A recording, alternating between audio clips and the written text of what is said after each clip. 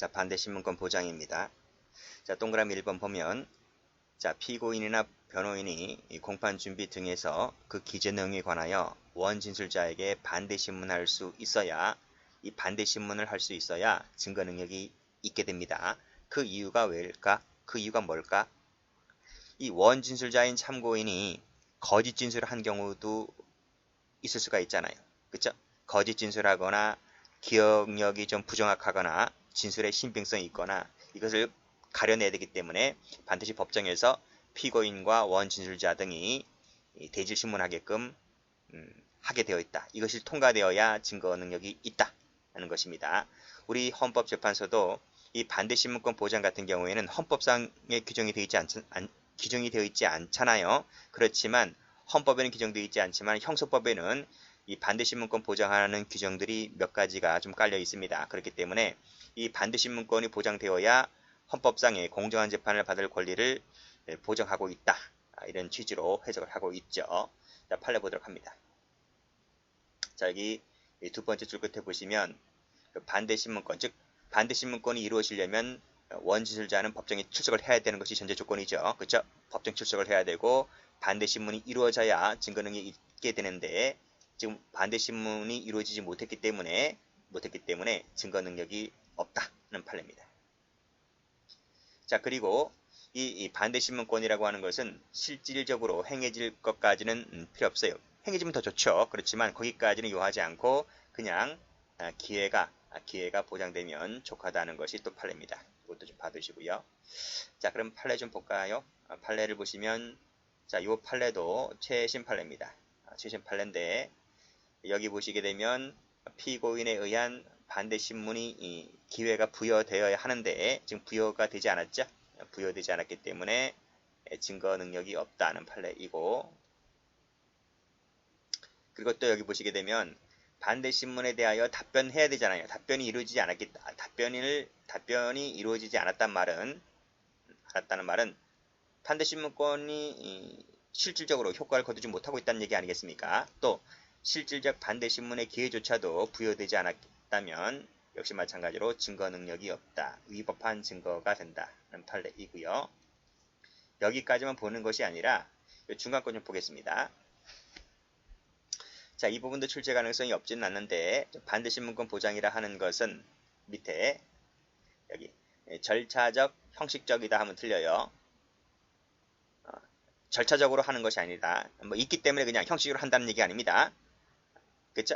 있기 때문에 법조문에 있기 때문에 형식적 의례적 통과치로 하는 것이 아니라 그것은 실질적으로 이루어져야 된다는 것이요. 실질적으로 이루어져야 되고 효과적으로 이루어져야 한다는 취지가 바로 반대신문권 보장에 있다는 것입니다. 그래서 이걸 앞뒤로 바꾸면 틀려요.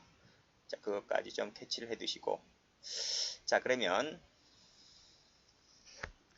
밑에 각주는 반대신문권 보장하는 그 취지가 나와 있습니다. 다음 페이지를 보시면 판례를 좀 보도록 할게요.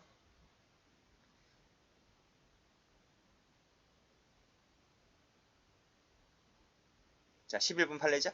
11번 판례. 자, 법정 출석 해야 된다 했습니다. 법정 출석은 당연한 거고 법정 출석이 이루어지게 되면 반대신문권이 이루어져야 되는데 이 반대신문권이 이루어지지 못했다고 했죠? 그랬다면 증거 능력이 없다. 자, 근데 여기 법정 출석을 해야 된다 했잖아요. 그렇죠? 법정 출석도 해야 되고 그래야 반대신문이 이루어지니까. 근데 법정 출석이 밑에 이 법정 출석이 원진술자가 사망했거나 질병 때문에 법정 출석이 안 된 거야. 법정 출석이 안 되니까 당연히 반대신문이 이루어지지 못했던 거야. 그러면 어떻게 될까? 이유 묻지 않는다는 겁니다. 법정 출석을 하지 못한 그 이유가 사망이든 질병이든 다 핑계거리다. 핑계에 불과한 것이고 어쨌든 법정 출석이 안 되고 그래서 실질적으로 반대신문이 이루어지지 못했다면 그 증거는 능력을 상실시킨다는 거죠. 요거 좀 봐두세요. 마찬가지다. 달라지지 않는다. 다르다 그러면 틀립니다. 사망이든 질병이든 어떤 이유든 간에 법정에 못 나왔고 그래서 실질적으로 반대신문이 이루어지지 못했다면 증거를 못 씁니다. 그래서 마지막 갖고 장난칠 수가 있으니까 마지막을 좀 잘 봐두세요. 자, 됐고요.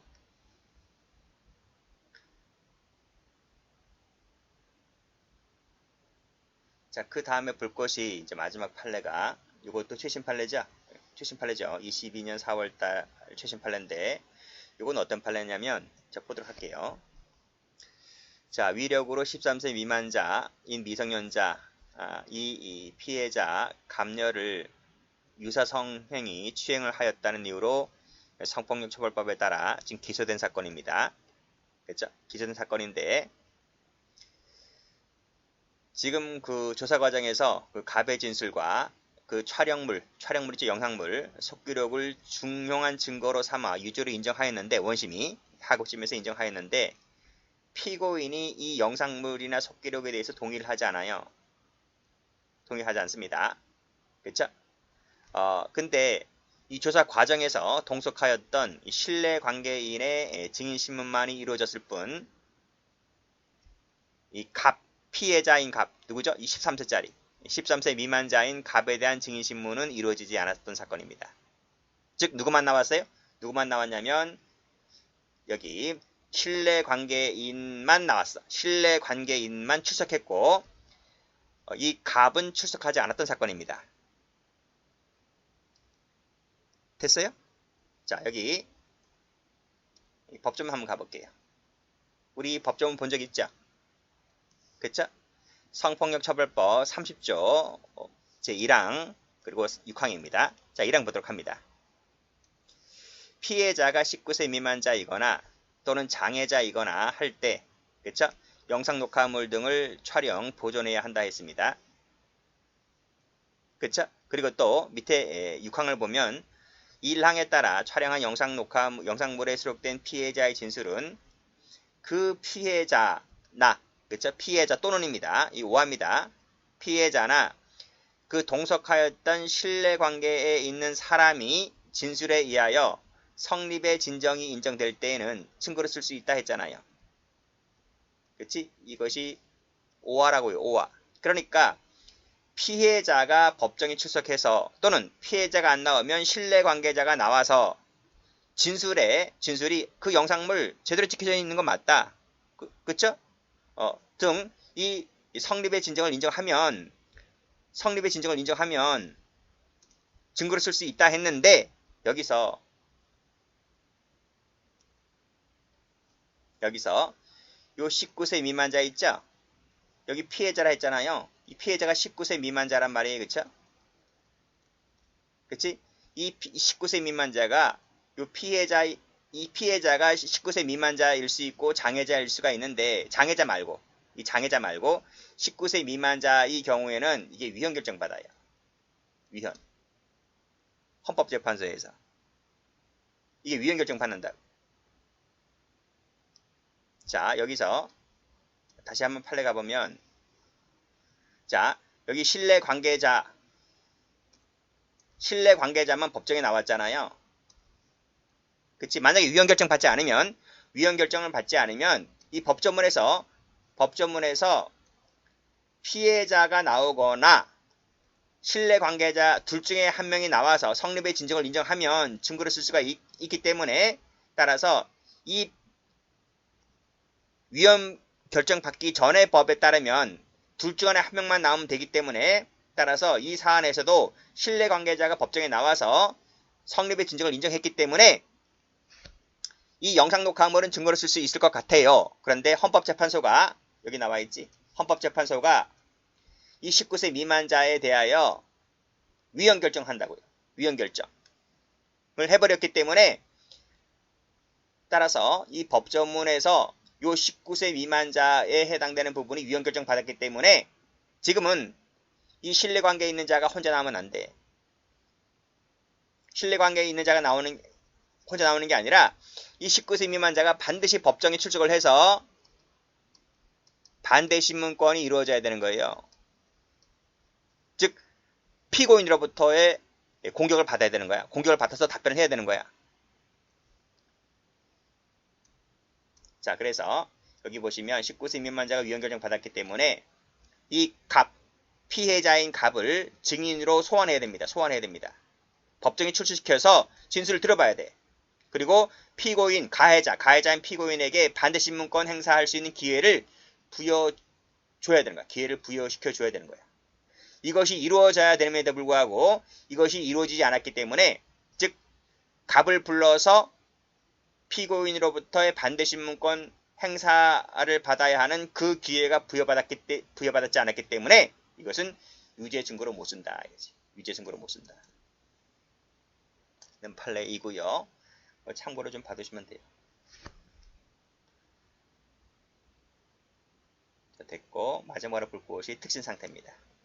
특신상태는, 우리 판례는 이 특신상태의 의미를 신용성의 정황적 보장과 같은 의미로 우리 판례는 보고 있습니다. 그렇게 보는 것이 또 다수설이기도 해요. 이 판례 출제가 잘 되니까 볼까요?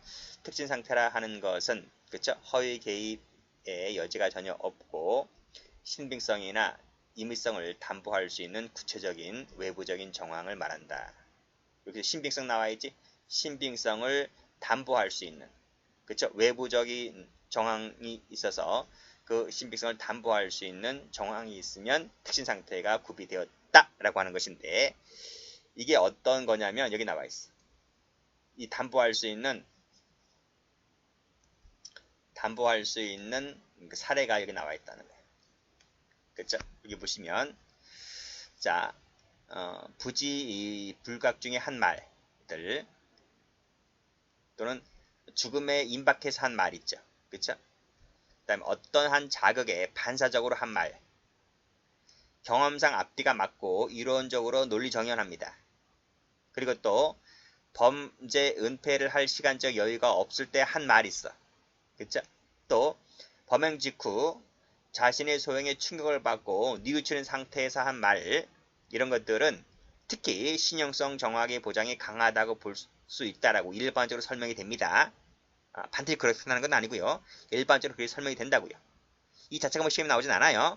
이 판례를 옮겨놓은 것은 신빙성이나 임의성을 담보할 만한 상황이 어떤 것이 있는가에 대한 예를 설명해 놓은 것들입니다.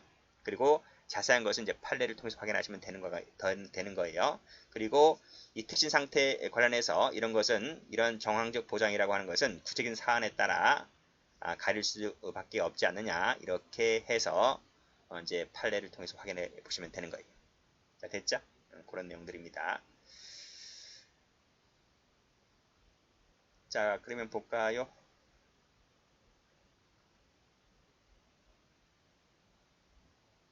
자, 요 10번 보도록 합니다. 10번은 전 시간에 봤는데, 변호인 조력을 받아야 한다 했잖아요. 특신 상태 할 때. 그치? 이 변호인 조력을 받지 못했다면, 특신 상태에, 특히 신빙할 수 있는 상태 하에 생겨졌다라고 볼 수가 없어서 증거능력이 없다는 판례이고요. 그 다음도 보면, 여기 12번도 보면, 12번은 출제가 잘 되는 판례죠. 검찰관이 피고인을 뇌물수수 혐의로 기소했습니다. 근데 형사사법 공조 절차를 거치지 아니한 채 과테말라 공화국에 현지 출장하여 그곳 호텔에서 공여자 갑을 상대로 참고인 진술조서를 작성한 사안이었는데, 이것은 특신 상태를 인정하기에 부족하다. 또 검찰이 직접 과테말라까지, 그 과테말라와 우리나라는 형사사법 공조 절차를 거치지 않은 국가인데 그 나라까지 가서 현지 출정했다는 것 자체가 수사의 정형 형태를 벗어난 것이 아니냐 등으로 봐서 이럴 것은 특신 상태를 인정하기가 좀 어렵지 않느냐라고 해서 증거 능력이 인정되지 않았던 판례입니다. 됐나요? 그런 취지의 판례도 좀 받으시고, 현지 출장했다. 과테말라 사건입니다. 어디를 세모 쳐볼까요? 하나만 세모 치면 됩니다. 여기를 세모 쳐볼게요. 현지 출장했다. 이렇게 기억하시면 돼요. 다 봤나요?